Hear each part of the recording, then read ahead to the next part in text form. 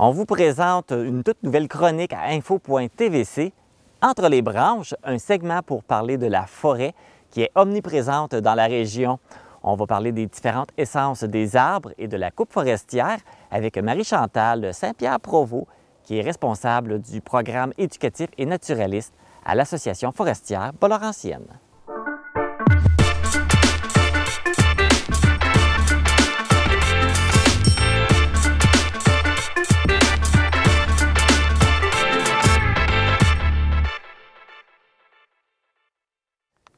Marie-Chantal, bonjour! Allô, Marc! Merci de venir nous parler de la forêt. Eh bien, ça me fait plaisir!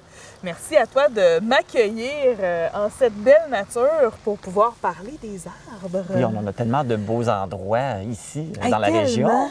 Mais c'est quoi la signification? C'est quoi un arbre? C'est quoi un arbre? Un arbre? Ben, c'est un arbre. C'est un arbre. Un arbre, c'est un arbre. Oh mon Dieu! Mais un arbre, c'est ce qu'on trouve dans les forêts. C'est le bois. Ça fournit du bois. Oui. Tu as des érables. T'as des arbres comme les érables qui fournissent de la sève. On peut faire des aliments, des produits alimentaires. Super! Fait que c'est plein de ressources. C'est un arbre. plein de ressources. En fait, un arbre, c'est une plante qui fournit de la fibre, qui fait de la matière ligneuse et aussi qui est autotrophe. Ça veut dire qu'elle fait elle-même sa nourriture. Ça, un arbre va faire sa nourriture par le puisement dans le sol de l'eau et des sels minéraux qu'il y a dans le sol. Les racines vont aller chercher ça, vont faire monter ça dans le tronc jusqu'à la cime des arbres, jusqu'aux feuilles. Là, les feuilles vont faire le rôle d'une espèce d'usine de chimie. Ils vont prendre le gaz carbonique de l'atmosphère, mélanger tout ça avec l'eau et les sels minéraux. La lumière va faire un peu comme le rôle d'un four, va transformer ça en sève, qui va descendre, va redescendre dans l'arbre jusqu'aux racines et qui va nourrir notre arbre. C'est un petit peu comme notre sang à nous qui circule à l'intérieur de notre corps, qui va nous nourrir, qui va aller nourrir nos organes. Et l'écorce de l'arbre va faire le même rôle que notre peau, va protéger le dedans de l'arbre. Alors, tu sais, si tu vas écrire sur ton arbre, tu prends un couteau, puis tu vas écrire sur ton arbre « Salut Georgette ». C'est comme si on se graffinait la peau. C'est comme si on se graffinait la peau. Ça se fait qu'il va y avoir de la sève qui va couler de ton arbre, tu vas l'avoir blessé. Puis nous autres, si tu écris « Salut Georgette » sur ta main, c'est sûr et certain que tu vas avoir du sang qui va sortir. Et donc, l'arbre va faire le même rôle, va protéger l'arbre. L'écorce va protéger l'arbre et la sève à l'intérieur pour pouvoir grandir, grossir et tout ça. Marc, Oui. quand tu te balades en forêt, comment fais-tu pour reconnaître les arbres que tu connais? Bien souvent, la couleur ou le tronc. Parce qu'on Le sait tronc. qu'un bouleau, c'est blanc, ça a une écorce un peu style papier.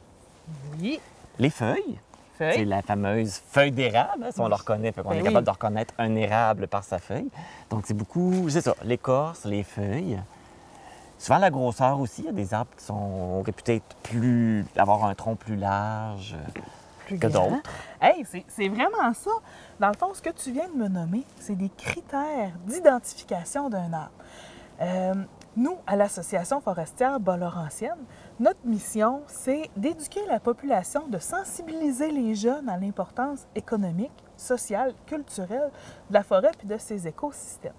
On a justement fait une clé d'identification des arbres qui va être disponible à tous pour le téléchargement sur notre site Internet. Et ce petit guide-là va permettre aux gens de pouvoir mieux identifier les arbres. Exactement. Puis c'est ce qu'on va aller faire ensemble aujourd'hui. On va aller identifier des arbres ensemble. Sauf que là, il y a des termes à connaître. Parce que, tu sais, tu vas ouvrir ton guide d'identification et tu vas avoir certains mots qui vont être écrits dedans. Comme la marge. C'est pas Marge Simpson, celui-là. Là. C'est le contour de la feuille. Fait que l'arbre Ben, peut pas. Non, l'arbre, il fait pas... Le contour de la feuille, ça va être la marge. Il y a le limbe, qui est le dedans de la feuille. On a des feuilles qui sont simples, il y a des feuilles qui sont composées, il y a des feuilles qui sont sessiles, il y en a qui sont pétiolées, il y a des feuilles dentées, il y a des feuilles lobées. On va tout aller voir ça ensemble. Comment est-ce que ça fonctionne? Ces mots-là, puis c'est quoi ces caractéristiques-là, ces termes-là, pour qu'on soit capable de bien se servir de notre clé, puis qu'on soit capable de bien identifier les arbres quand on va se balader en forêt comme aujourd'hui. Donc c'est beaucoup plus complexe complexe qu'on pourrait le penser. Il y a beaucoup de détails, il y a beaucoup d'informations à savoir. Il y a beaucoup d'informations à savoir, mais quand on se promène dans la forêt et qu'on a notre petite clé d'identification qui peut ressembler à ça ici, alors on peut se promener, se balader et regarder notre forme, la forme de notre feuille et savoir à quoi on a affaire. Alors, une feuille peut être une feuille simple. C'est qu'elle est seule sur le rameau. Comme ici, l'exemple que vous avez ici, vous avez une feuille simple qui est alterne. Ça veut dire qu'il y a une seule feuille d'attachée au rameau. Comment on fait pour savoir qu'il y a une seule feuille d'attachée au rameau? Quand on regarde à la base de notre feuille, il y a toujours un petit bourgeon ici. Chaque feuille est reliée à un bourgeon. Alors, quand on a une feuille composée, les folioles, qui sont les petites feuilles, c'est comme si c'était une grande feuille qui a été découpée en plusieurs petites folioles. À la base de ces folioles-là, le bourgeon n'est pas présent. Okay. Il va être présent à la base de la grande tige, comme je vous ai montré ici tantôt.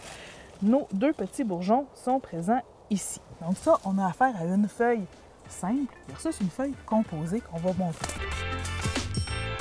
Ici, Marc, tu vois, on est en présence d'une feuille composée. Tantôt, on avait une feuille simple et ici, on a une feuille composée. Tu vois, tout ça ici, c'est une seule feuille composée de plusieurs folioles.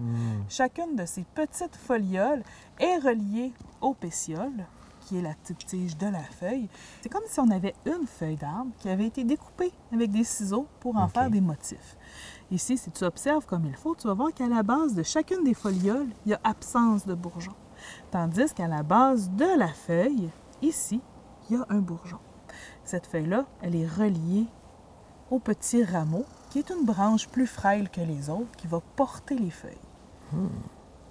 Et comme on a dit tantôt, si tu vois, si tu regardes comme il faut, à la base de chacune des folioles, il n'y a pas de bourgeon, tandis qu'à la base de la feuille, le bourgeon est bien présent. Tu sais, si tu vois ici, tu peux regarder ici, le bourgeon, il est très, très, très présent à la base de cette feuille-là. Marc, ici, on est en présence d'une feuille qu'on dit lobée. Donc, elle a des lobes et des sinus. Quand on va voir sur notre clé d'identification, ça va être marqué sinus profond, arrondi, lobe pointu. Mon Dieu, c'est quoi un sinus? C'est quoi un trou dans la feuille pour respirer? Marc, montre-moi tes lobes d'oreille. Ben, mes lobes d'oreille, c'est ça? Ils sont là. OK. Montre-moi tes sinus.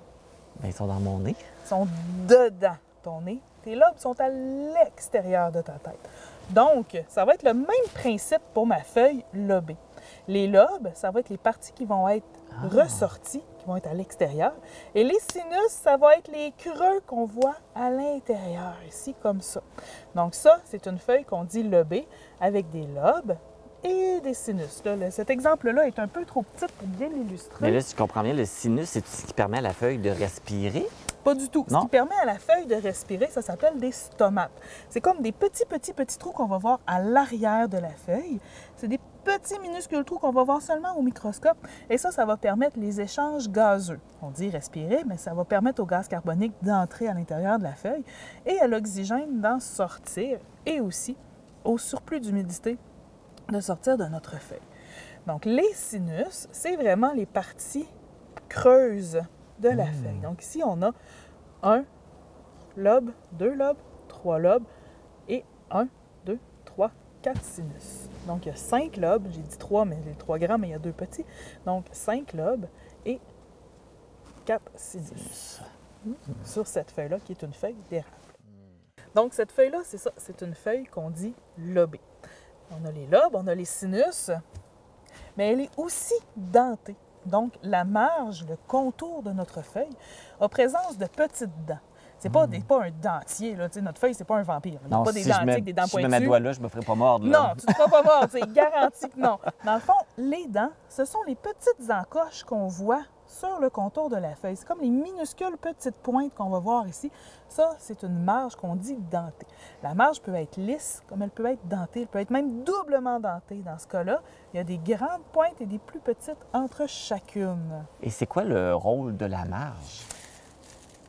Y a-t-il un rôle particulier? C'est juste pour déterminer la forme de la feuille? Exactement. Ça détermine la forme de la feuille. Et on a aussi sur une feuille, on a aussi ce qu'on appelle des nervures, qui sont les lignes présente ici comme ça. Et les nervures vont servir à aller nourrir la feuille, vont faire la circulation de la sève à l'intérieur de la feuille. Comme tu expliquais au début, le processus de nourriture de l'arbre. Exactement. Donc voilà, on va continuer notre belle promenade et on va récolter une feuille simple dentée, mais sans lobe et sans sinus. Tu vois, ici, la marge de notre foliole, elle est dentée, simplement dentée. Donc, toutes les petites dents qu'on voit sont un des critères d'identification qui va nous permettre de reconnaître nos types de feuilles. Les feuilles sont alternes ou opposées sur le rameau. C'est quoi ça veut dire, ça? Ça veut dire que... soit du même côté ou face à face? Exactement. En fait, il peut y avoir une feuille ici, ici, ici et ici, ce qui est le cas pour les sorbiers comme ce que j'ai dans les mains présentement. Donc, on dit que ce sont des feuilles qui sont alternes, tandis que les feuilles qui sont opposées, les feuilles vont être placées à la même place sur le rameau, mais face à face. Donc ça va être des feuilles qu'on va dire opposées. Donc ça, c'est aussi un critère d'identification de nos feuilles. Les feuilles peuvent être sessiles ou pétiolées. Oh mon Dieu! Ça, hein? C'est pas le prénom de quelqu'un. Non, hein? c'est ça, parce que là, non. Cécile, Non, mais là, c'est pétiolé, non. C'est ça. C'est pas un prénom. Sessile, ça veut tout simplement dire que la feuille n'aura pas de pétiole. Comme ici, on a un beau pétiole qui va relier la feuille au rameau. Alors que Cécile, le pétiole ne sera pas là. On voit bien ici que les folioles le sont, Cécile. Elles sont directement sur le pétiole. Donc, ce sont des folioles sessiles sur un pétiole, alors qu'on peut avoir des feuilles sessiles sur un rameau, comme on peut avoir des feuilles pétiolées, c'est-à-dire qui ont une petite tige. Tout simplement. Voilà.